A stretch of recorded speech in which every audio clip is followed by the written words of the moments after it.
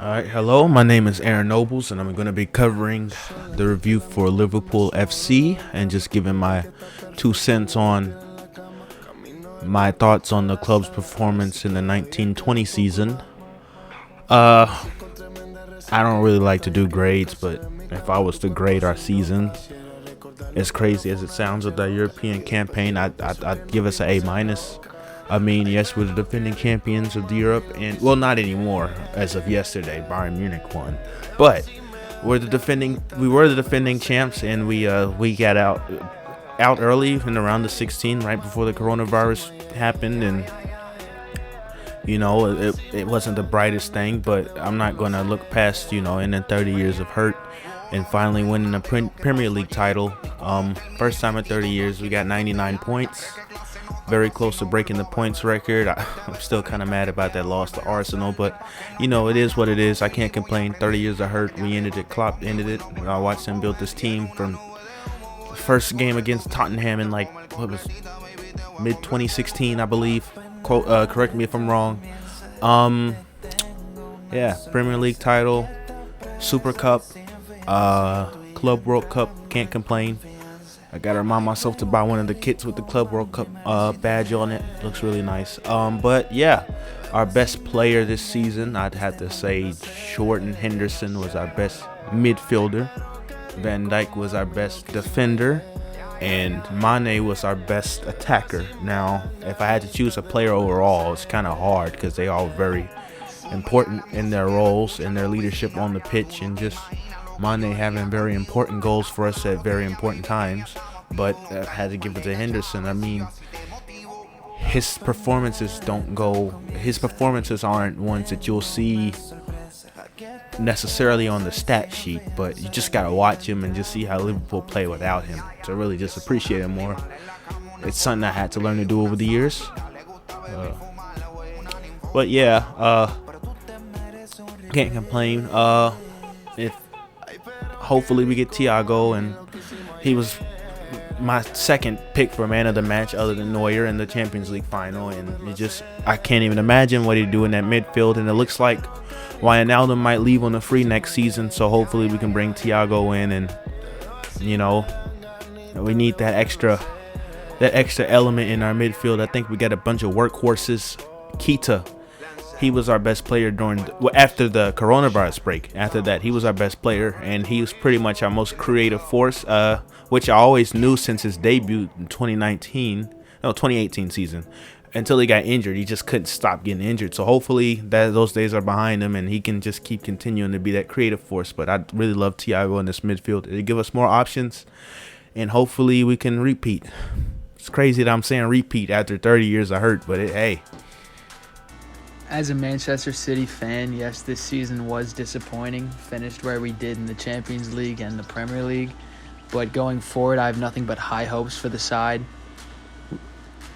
As usual, defense was our most notable issue.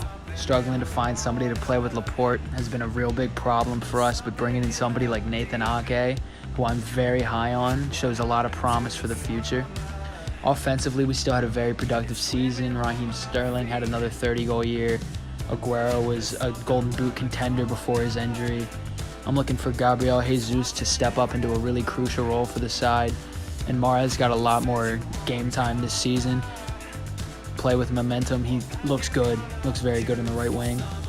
We brought in Fernan Torres to fill the Sané gap. Although he may not live up to what Sané produced for us right away, he has a lot of potential going forward. I've heard a lot of Spanish critics be very high on him. The David Silva departure is tough for me as a City fan, but everyone knew it was going to happen at some point. It just happened to be now. I wish him nothing but the best going forward. Phil Foden had a lot of good play this year. He got his first England call-up. I'm very proud of the kid. I think he's going to be a great player for us going forward. Kevin De Bruyne is just the best midfielder in the world. There's no question about it. There's not really much to say about him. He's just always phenomenal, sensational player. Rodri's the perfect holding midfielder for our system, the way that he can track back and distribute the ball when he gets it. We still need left back help. Mendy's always hurt. Cancelo hasn't been reliable. Zinchenko's young, very inexperienced player. But I think Zinchenko can become a decent player, but I would like to see a left back signing. Regarding Messi, I hope it happens. If it doesn't, oh well, but if it does, it puts us head and shoulders the greatest roster in world football, in my opinion. Koulibaly apparently has his bag packed for Manchester. Bringing in somebody like him would tighten up our defense tremendously. I love that move. We made a call to Atleti about João Felix, maybe not this year, but maybe next year. But bring in somebody like him, I think you plug and play him as the other attacking mid besides Kevin De Bruyne, kind of fill that David Silva role. I think he'll be very good there, very productive. I also heard a little bit of rumors about David Alaba.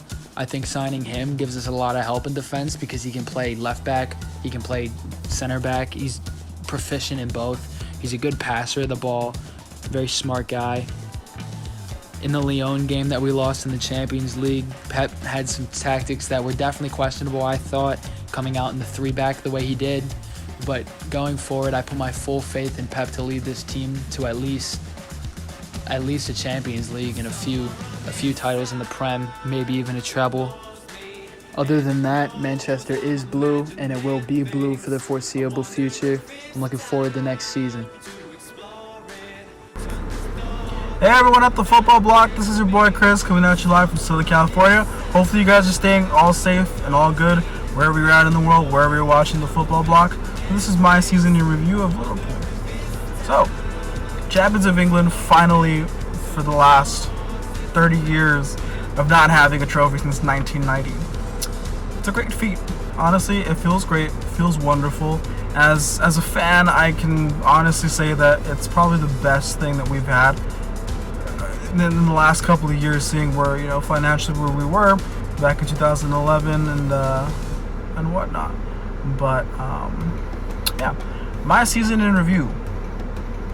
Let's go ahead and get into the nitty-gritty details of what I like to go ahead and see. A lot of things happened this season. So, knocked out of the Champions League. Let's start with that. Knocked out of the Champions League against Atletico Madrid. Wasn't expected. I mean, then again, I actually predicted it that it would happen that way because we'd be more focused on the Premier League now that Klopp has won Champions League under his Liverpool title, his belt.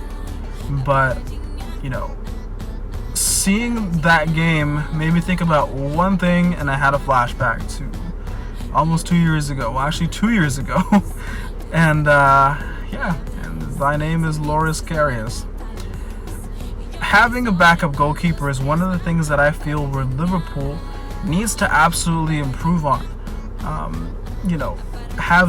Going from Karius to Alisson, it's been a wonderful change of pace, honestly. Going from a keeper who can barely wrap his hands around the ball to a keeper who can almost catch everything. Basically the main thing is having a good backup goalkeeper.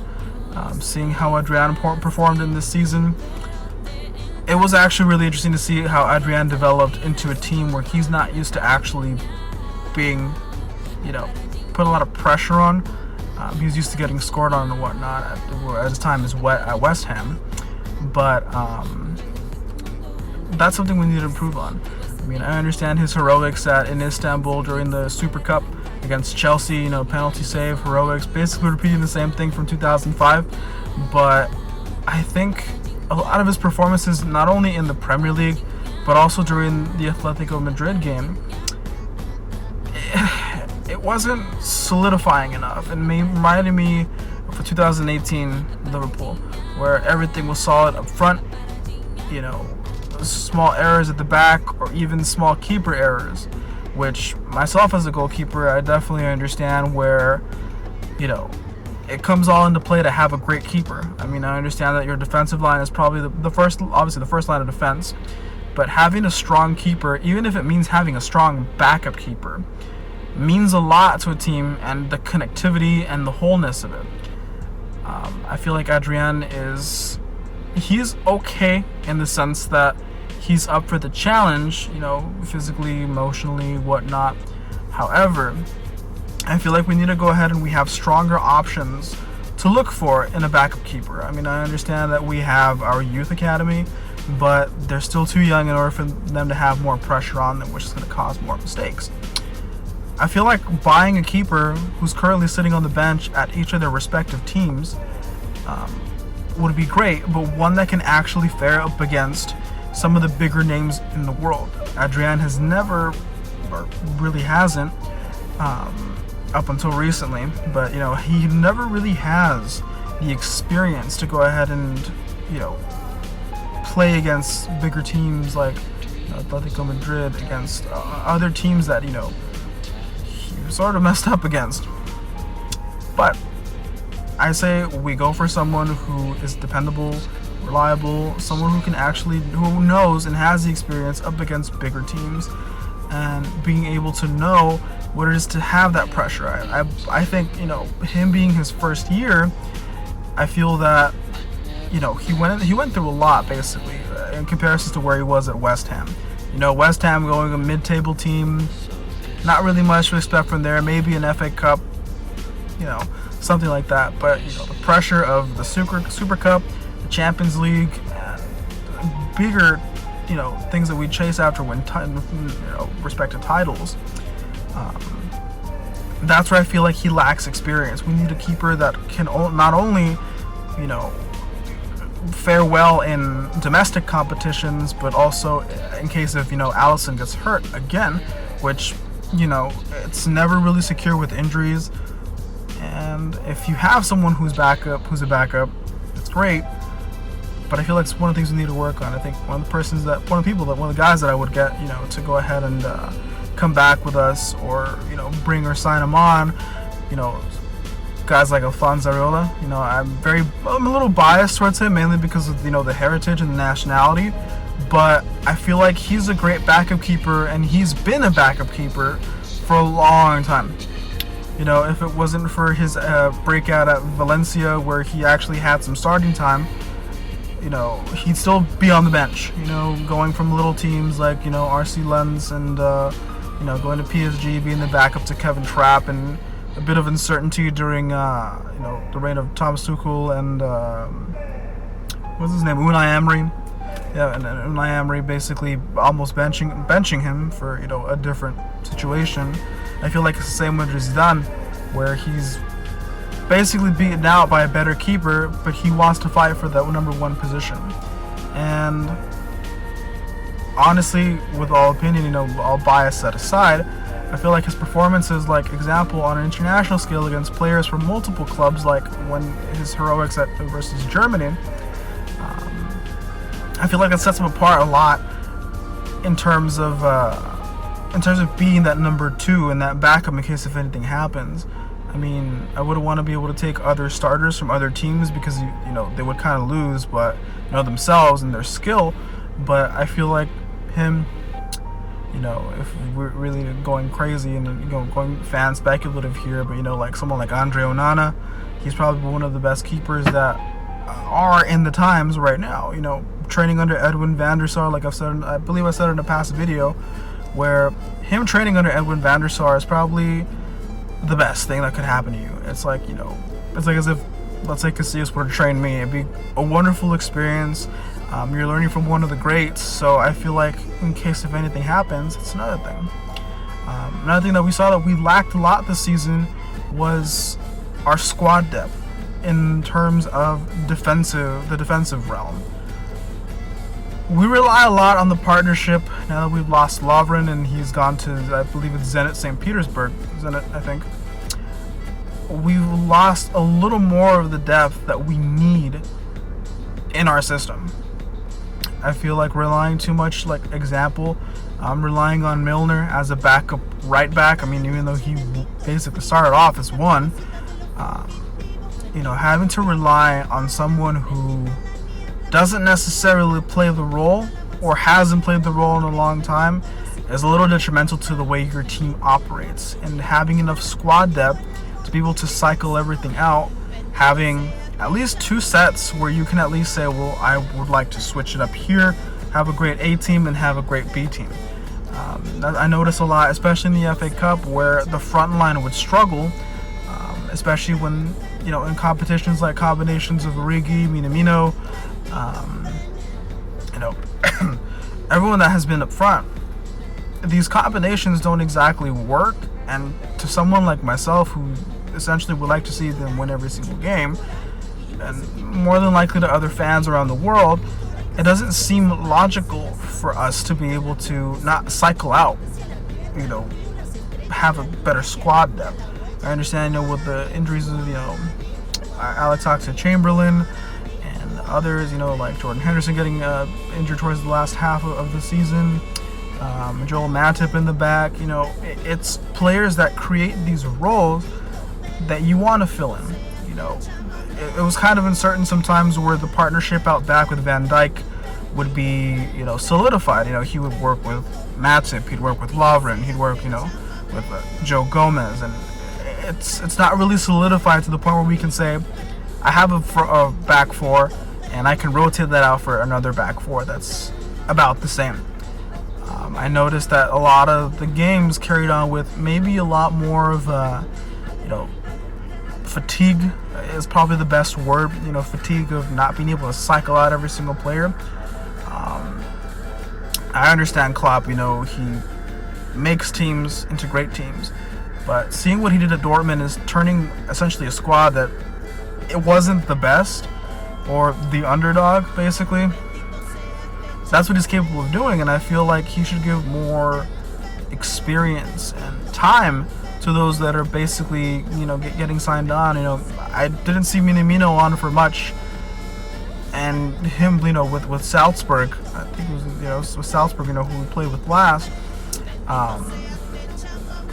it really didn't make any sense, honestly, because he came from a playing style where he was amazing to where he's now a little more quieter and not given enough time or chances to actually be able to finish off what he needs to finish off.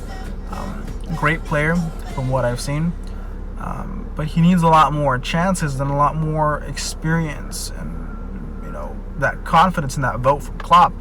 And that's one of the things that I see. That's one of the things that I see that basically happens.